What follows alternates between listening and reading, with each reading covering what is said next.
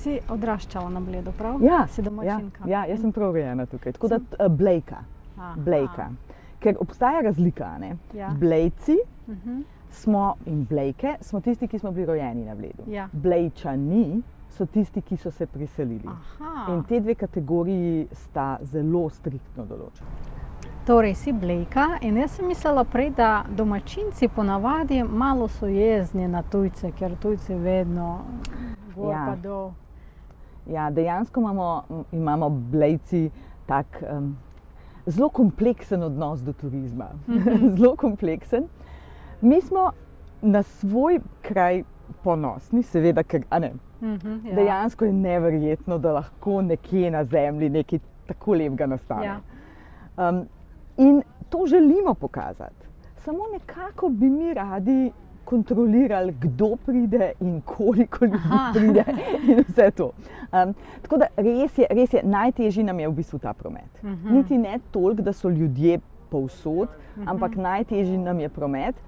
In pa res je, da turizem toliko narašča, da lokalci dejansko čutimo pritisk. Aha. Veš, v bistvu je nepredvidljivo. Nikoli ne veš. Ne veš, ker skupine se ne najavijo, pridejo in pol imaš naenkrat 50 ljudi tukaj. In oni pridejo, veš, čez eno uro je lahko prazno. In kako pa je gre do poroke pri taki gužvi ponavadi? Veš, mi v bistvu naredimo tisti del. Poroke ceremonije se vedno zgodijo pod tem lapidarijem, to kamnito, pod tem kamnitim obokom.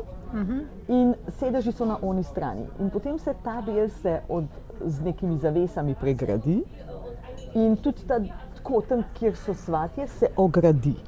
In potem naši ljudje pazijo, da ne pridejo ljudje v kamero, v kader, tako. Ja. Jih držijo na strani. V bistvu ne moremo parom zagotoviti, da so sami na gradu. Opozorimo jih tudi vedno na to, da bo še dodaten element turistov. Je pa tako, da so ti turisti dobronamerni in prijazni. Se spomniš mogoče svojo prvo poroko? Kako je bilo? Svoje prve? Ne spomnim se svoje prve na Blejskem gradu, spomnim se pa svoje prve simbolične poroke. Ker jaz sem drugače v ta svet stopila kot tolmačka. Tudi spomnim se svojega prvega tolmačenja tam v Vili Bled čez, ker me je bilo tako zelo strah. Da ne bom slučajno v tistem, edina stvar, ki se jo oneta zares poslušata, je tisto vprašanje, ko jo vprašaš, do you, Jason Donovan, take the bride present here before you to be your lawfully wedded wife.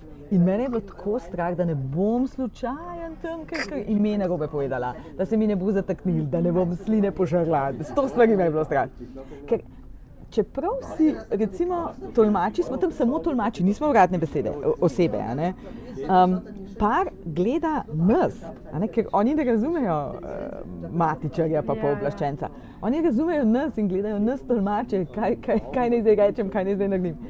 Tako da tam je bila tako zanimiva. Pa prva simbolična, sem jo pa imela v hotelu Toplice, je bila pa tudi tako polna pričakovanj, ker nismo vedeli, kako bo vse skupaj šlo.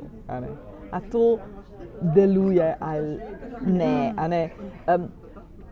Zanimivo je včasih, ko se recimo par se gre poročiti civilno. Recimo gresta na upravno enoto in tam podpišeta.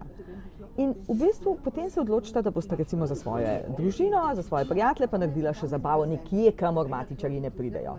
In se zato odločita, da bo to tam še enkrat simbolična poroka. In čeprav sta že poročena, sta že podpisala, je tam na tem simboličnem obredu, ki sta obdana s svojo družino, ki v bistvu govorimo njuno zgodbo, se tam zgodi. Tam se zgodi. To je kot za dušo. Ja. Tam se zgodi. Pa res te lahko prime. Ja. Jaz nisem ena od tistih punc nikoli, ko sem si želela poročiti se. Ne. Jaz sem bila tako feministka, jaz nikogar ne rabim. Jaz še čez nos bom imela sama otroka. Tako, nikoli. Polka sem imela Ano, ki je moja najstarejša hči, se mi je zdelo, da bi bilo pa fino, da bi bili mi trije enota, neka celica. In takrat sem šele si že, kaj pa če bi se midva vseeno poročila? Pa moj mož ni bil nekaj romantično nastrojen, njemu za poroko res ni bilo. Seveda sem ga nekako prepričala, da bi to vseeno fajn. Ja, da bi bilo to vseeno fajn. In moram reči, da mi je ta del, meni je bil pomemben osebno, meni je bil pomemben ta del, da sem jaz spremenila priimek, da smo se mi trije potem isto pisali.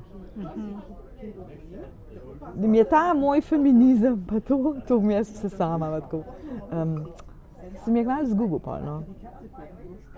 In mi je pomembna ta celica, no, ta povezava. Občasno ljudje rabijo čas, posebej še Slovenci, da malo spoznajo človeka, da malo se odprejo in tako bolj korak po korak. Ti si kar tako odprta. Ti si vedno bila taka, ker pri tebi se dobiš tak občutek, da tebe poznam že 1000 let in mogoče tudi ljudje, ki pridejo se poročiti, imajo občutek, da ti si njihova sorodnica. To mi velikokrat rečejo. Velikokrat mi rečejo v bistvu, ja, smo imeli občutek, da govorite, da jih poznate. Veš, to bo zdaj tako se slišalo zelo znucen, ampak jaz resnično verjamem v dobro v ljudeh. Prav zares verjamem v dobro v ljudeh. To se pravi, da smo vsi ljudje v osnovi dobri. In da ko pridemo drug do drugega, če jaz dajem dobro, dobim dobro. Drugače pa, veš, prej si me vprašala, če sem bila skozi taka, po mojem, da ne. Jaz sem bila v bistvu, ko sem bila majhna punčka, sem bila zelo tako sramežljiva in precej prestrašena. Vsega me je bilo strah, veš. Strah me je bilo nastopati, pa sem vseeno nastopala, pa strah me je bilo, ne vem, pa bom dosti dobra, veš, dosti perfekcionisti. Pa sem pa pri 27 zbolela. In takrat, a veš, se mi zdi, da tisti je bilo tako pomemben, da sem jaz morala nekako sebe redefinirati. Ugotovila sem v bistvu zelo hitro, da nam strah pa v življenju res prav dosti ne koristi. Lahko celo življenje preživiš v strahu in potem boš lahko tudi čez 95 let ugotovil, ko pogledaš nazaj, da te je bilo pa samo strah. Naša glava ali pa karkoli lahko se osredotoči na eno stvar. Lahko se osredotočim na eno stvar. In če se jaz v vsakem dnevu osredotočim na dobro, potem je tega zmer več. Seveda, ker to tudi opazuješ. Ali bom iskala zdaj rdečo obleko, pa fiksiraš, kje pa je. Ja, a veš.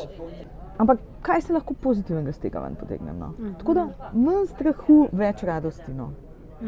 Torej, strah je kradljivec življenja v resnici. Je.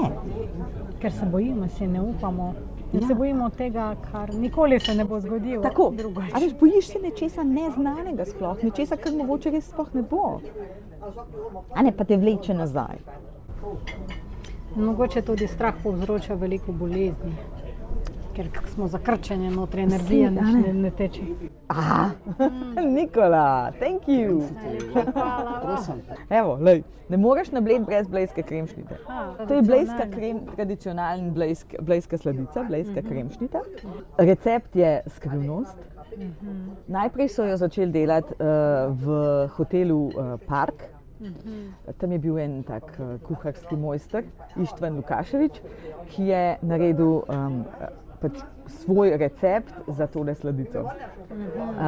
Mora biti, tukaj spodaj je v bistvu jajčna vaniljeva krema, potem plast smetane in pa tele hrustljave od spodaj in zgoraj hrustljava stvar. V bistvu tujci se pogosto sprašujejo, kako lahko tole razrežejo, če je ta zgornji del tako hrustljav. Ampak v bistvu kremšnita se naredi do smetan, najprej spodnja plast, pa ta rumena krema se naredi in potem se da smetana in potem se že razrezana zgornja plast postavi gor in se samo še dodatno razreže. Zato, da lahko dobimo take lepe koščke. Torej, gor dajo kvadrate. Ali pa delno razrezano ploščo. Že zarezano, tako da polke dajo gor, samo še vmes. Kar tak? Ja. A lahko mi pokažeš, prosim, Lej, ne, ekskurzijo? je več možnosti. Je več možnosti. Lahko Lahko kar to. vzameš to stran, a veš, pa to pol tako poješ. Je dobro. Ja. Ti imaš zelo zanimivo uslugo, razporoka. Prvič o njej sem Aj. slišala na Ja. 500 podjetnic. Ja. Kaj pa je to in se mi zdi, da je čudovit ritual taki. Lahko ti pa poveš, prosim. A ne, zdaj, okay, jaz se seveda srečujem s porokami in poroke so mi res pri srcu. Ampak, ko gremo enkrat skozi življenje, vemo, da se vse zveze pa ne trajajo večno. Vsi ljudje, vsi pari niso ustvarjeni za to, da so skupaj do konca svojih dni. Včasih se zgodi pač, da mož in žena ali pa dva partnerja rasteta v različne smeri. In to je v redu. In takrat, ko se odločita, da ne želita več skupaj biti, se lahko tudi ta del zaključi z obredom. Obredi so močna stvar. Imamo jih za vse ostale stvari, samo za konec zveze ne, samo za ločitev greš podpisati, pa je to to. In razporoka ponuja obred, v katerem se v bistvu partnerja zahvalita drug drugemu za vse, kar sta si dala, se opravičita drug drugemu za vse, česar si nista mogla dati in spustita sebe in drugega, da gresta lahko naprej po poti življenja brez krivde, brez obžalovanj, veliko bolj sproščeno. Pogosto vprašam ljudi pri intervjujih, v čem pa je smisel življenja? Kako pa misliš? Smisel življenja? Smisel življenja v bistvu res ni zakomplicirana stvar. Eno pesem imamo Slovenci, življenje je lepo, če ga živiš, kot ponuja se samo. In ne, da Nisem ti ga slišala. spremeniš. Ena taka zelo lahkotna pop pesemca je, če življenje živiš, kot se ti ponuja, ne da ga probaš spraviti v neke svoje škatlice, v neke svoje okvire, se mi zdi, da je kar v redu. Neprecenljivo. Hvala lepa, danes sem res uživala. Hvala v pogovoru tebi. s teboj. Okay. Najlepša ti hvala. Tebi.